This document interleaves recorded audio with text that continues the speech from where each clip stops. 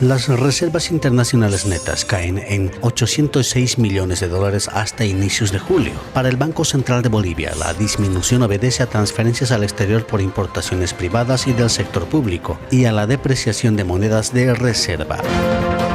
Entremos en detalles. Las reservas internacionales netas hasta el 13 de julio de este año disminuyeron en 806 millones de dólares con relación al valor que tenía en diciembre de 2017, según las estadísticas del Banco Central de Bolivia. El año pasado se había cerrado con un nivel de 10.261 millones de dólares, monto que reflejó un repunte con respecto al 2016. Sin embargo, ahora las reservas internacionales netas se sitúan en 9.455 millones de dólares. El Banco Central de Bolivia explica que la caída de las reservas internacionales netas representan una disminución en las últimas semanas, principalmente por tres razones: transferencias al exterior asociadas a importaciones privadas; 2. Importaciones del sector público que se mantienen dinámicas debido a la fuerte inversión en el sector; y 3. La depreciación de algunas monedas de reserva diferentes al dólar.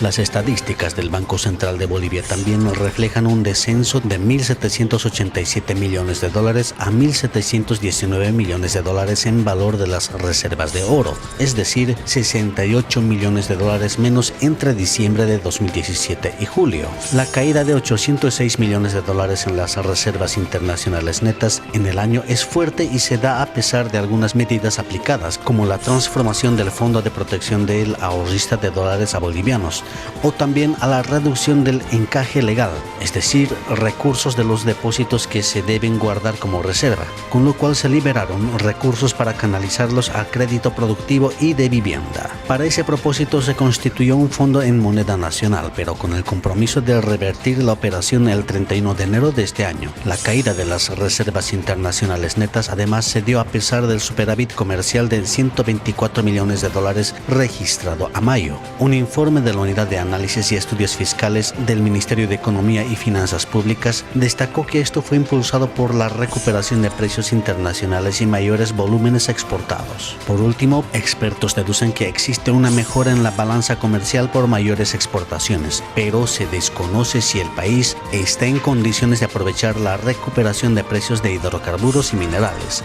porque las reservas de gas disminuyen y el año pasado la producción cayó, y esa tendencia persiste. Por eso es que cuando Argentina demanda mayores volúmenes, no se puede atender el pedido.